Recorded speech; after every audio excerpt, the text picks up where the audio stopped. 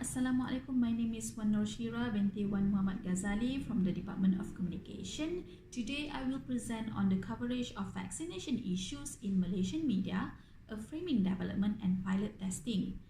This research has been carried out by a group of 6 researchers, namely Dr. Shafizan, Dr. Helmi, Dr. Shakira, Dr. Kamaruzaman, Dr. Hamidah and myself.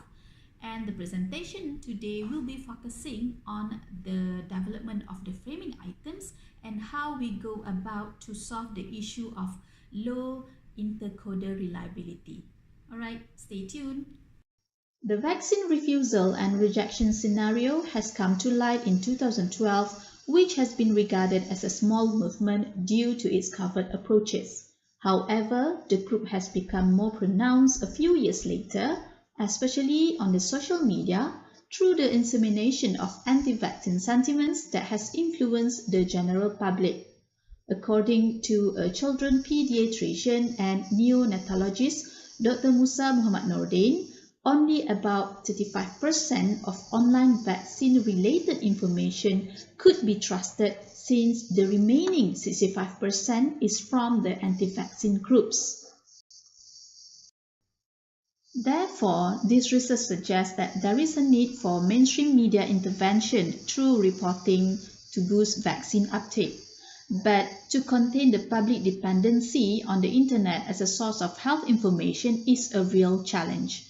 The health fraternity is encouraged to include the mainstream media to be one of its official platforms in addressing health messages, especially those related to vaccination, since information on the internet is mostly misleading. In an attempt to respond to concerns about potentially harmful anti-vaxxers messages, a call for responsible and ethical reporting is needed. To date, most research has focused on how the media presented vaccination issues and their impact on vaccine uptake. For example, a study by Pew Research Center in 2017 claimed that Americans who closely follow vaccines news reports have a more positive view on childhood vaccines. Media stories are claimed to enhance the public awareness on the importance of vaccination, thus encouraging free will decisions. In contrast, a study by Tran et al. 2018 showed that the media representation of vaccine side effects cause individuals to feel hesitant or even refuse vaccines. Yu et al. 2016 maintained a similar finding that the media coverage of possible adverse side effects of hepatitis B vaccine led to the decrease in people's confidence in the vaccine.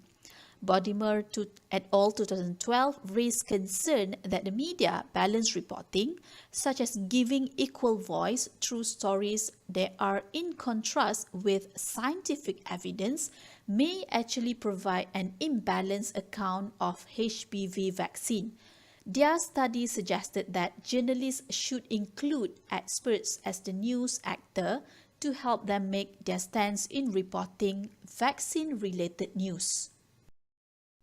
In view of this discussion, an explicit statement by Liz et al. 2010 that the traditional media is a poor vehicle for communication of scientifically accurate information about health and medicine, prone to sensationalism, sins of omissions and sheer inaccuracy, has its ground. Thus far, the discussions have pointed out several loopholes in how the media representations of vaccines could mislead the public due to their objective or neutral reporting. The discussion led to 2 important questions. Should the media represent vaccine issues objectively and neutrally, or should they go beyond objectivity and make a stance? Or is it sufficient to rely solely on journalistic values when reporting about vaccination? Specifically, the objectives of this presentation are to report the processes involved in developing coding items in order to identify the reporting of vaccination issues in the Malaysian media. Secondly, to identify suitable methods in addressing intercoder reliability issues. And thirdly, to highlight challenges in ensuring intercoder reliability is achieved. The problems pointed out previously have led to the following approaches. A two-phase approach was undertaken to determine the coding item's validity and reliability. In order to achieve the coding validity, the first phase involved assembling opinions of experts on issues pertaining to vaccine misinformation through in-depth interview and drawing items from past studies on the main concerns pertaining to vaccination. At the second phase, the input from the first phase was incorporated in the code book.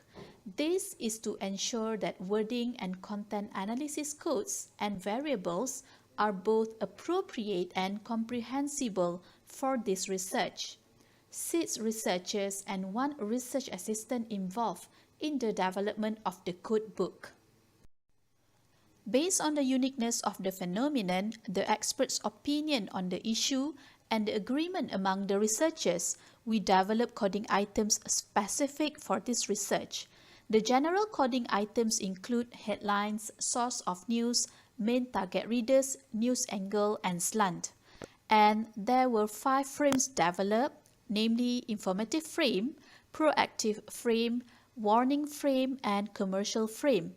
Another frame was adopted and adapted from the literature, which is policy or action frame.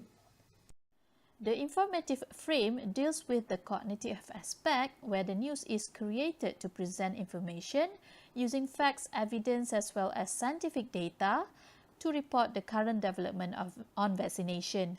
The frame will make known current issues and special announcements related to vaccine, while the proactive frame addresses the behavioral aspect in which the story focuses on actions that should be taken upon reading the story. The media coverage using this frame will lead readers into making certain decisions related to vaccines. The warning frame focuses on the consequences of failure to adhere to certain recommendations or rules. The frame emphasizes on the risk and danger that will be inflicted on individuals, a group of people, society, and the nation as a whole on issues pertaining to vaccination. And as for the commercial frame, it presents issues with profit-making intentions. The frame reports an issue based on market or economic prospects in focus that addresses certain companies, NGOs, and individuals' interests, while the policy or action frame focuses on the policy measure taken by government or any responsible parties to deal and tackle the issue at hand. The media will cover issues by providing more information to prevent and control vaccination issues. The frame is also used to describe the process of solving the issue and emphasize on the action taken by any responsible parties as well as the outcome of the action. In order to test the reliability and the validity of the codebook and the coders, an intercoder reliability test was carried out.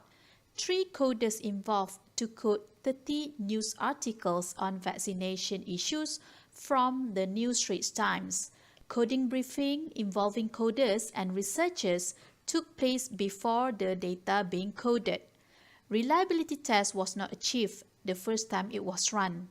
Data consolidation was carried out after the intercoder reliability test in order to clarify issues, problems, and concerns faced by coders while coding the data. There were few problems identified. The first one is one coder has the least intercoder agreement. Second, too many categories offered under each frame. And thirdly, coding categories were being too specific. Based on the results of the intercoder reliability test and the reasons stated previously, the coding items were refined by the research team. One particular coder was excluded from the research, and the second coding briefing was carried out in order to enhance coders' understanding on coding items.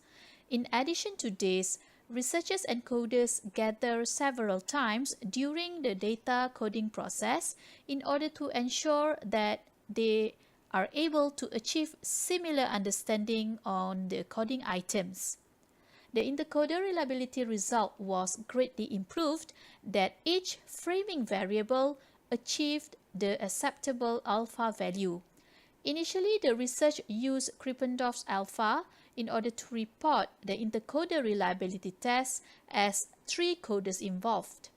Since one coder will be excluded from this research, the research uses Cohen's kappa to report the intercoder reliability test.